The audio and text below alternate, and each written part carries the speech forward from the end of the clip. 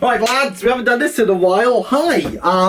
There was a Booker Prize announcement. This is the first year I've not really covered the Booker. I think the Booker's taken a very different approach, and I'm just not involved. However, I wanted to read Orbital. And because this is serious literature for a serious prize, we got to be serious about it. According to all known laws of aviation, a bee should not be able to fly. Yet somehow we can send people into space. And this novel revolves, I'm not going to say orbits yet, I promise you when that pun happens, it's going to be a knee slapper. This is about a number of people orbiting our world, the globe, Earth. Like, how else do you want me to describe it? Like, we're living on it. But do not worry, fantasy readers. Just in case you're a little bit unsure, there is a map at the front. And I know you absolutely love a map. And across these orbits is where the story takes place. As they go around the globe,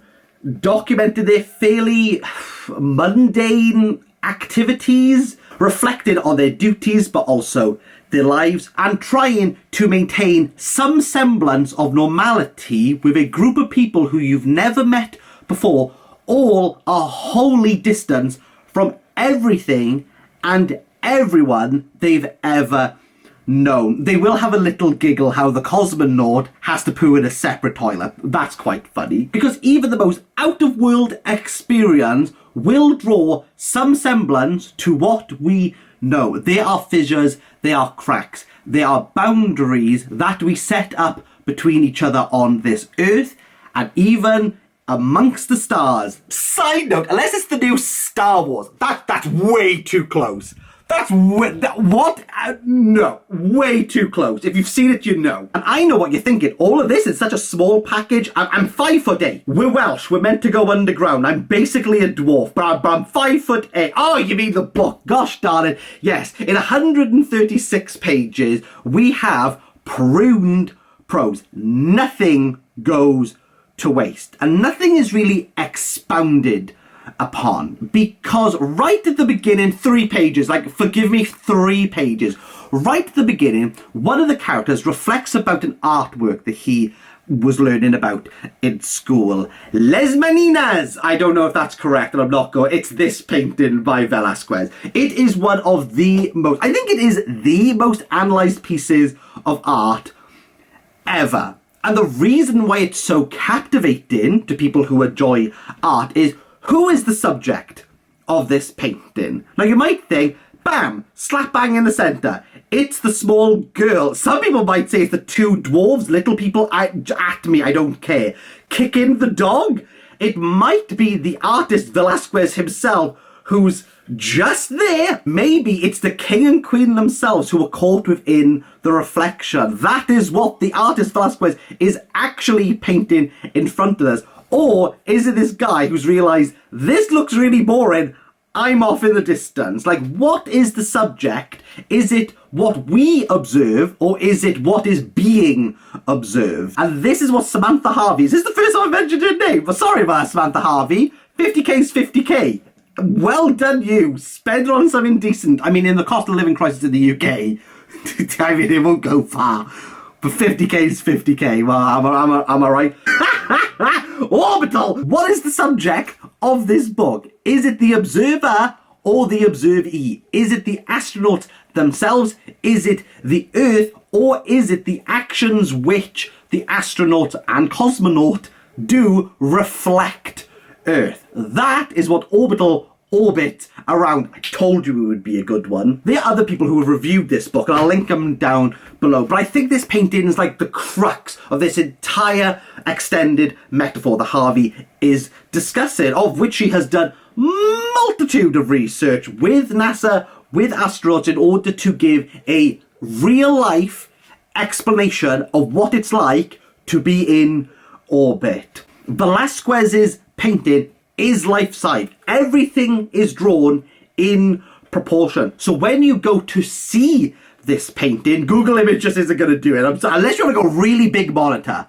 If you got a really big monitor set up, then take, like, you know what? Yeah, Google Image this, lads. Like, go for it. But to see it in real life, it feels as though you are the person being painted by Velasquez. There is so much within this painting that is worth exploring, but you can't. There's so much detail to behold that to even like try to analyze every single like square inch of it is got, maybe not every square, like not everything is important, but trying to see the whole and to take it all in is extraordinarily difficult. And as the astronauts are continuing their duties, they are moving around the Earth, and the Earth is not stopping for them. And these astronauts aren't even able to capture the beauty, the melancholy, the existential dread of seeing the Earth. If one of their duties pertaining to a hurricane, you can't even fathom the destruction because the Earth continues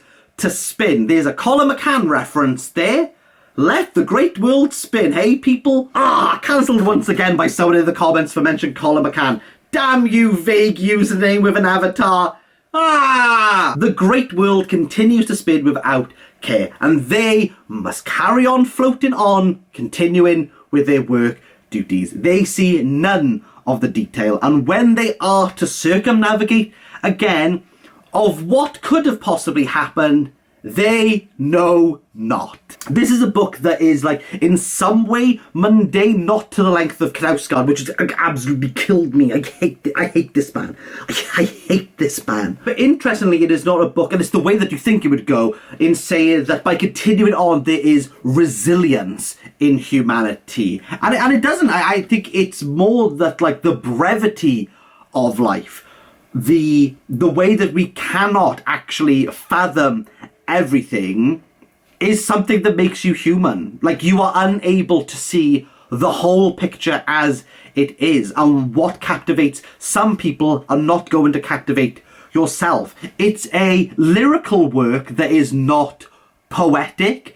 It is a short work that says everything it needs to with such brevity. I suppose brevity is the way that you could say this. I don't think it's revolutionary. There's another pun there. You're welcome, everyone. What can I say? I'm spitting them out for you. It's been like 2 minutes entire video. I'm so sorry. I think this is a work that doesn't so much question what we're doing, neither does it provide answers. It's trying to replicate the grandness in miniature.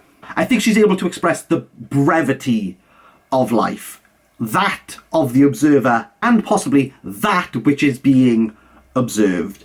For me, Orbital is a 6 out of 10. I mean, take that as you will. Like, I really enjoyed the B movie. I'd probably give it an 8 because the guy in this, like, he's the most sane. Like, he is completely rational in all of this, but no one seems to care. No one can see the bigger picture. All they care about is the bee and his lover, which makes like no sense whatsoever. The guy who's like gaslit the entire way through this movie deserves a sequel. We need to see him again. He's completely justified in everything he does in this movie. I hate bees. I don't care if it would end the world.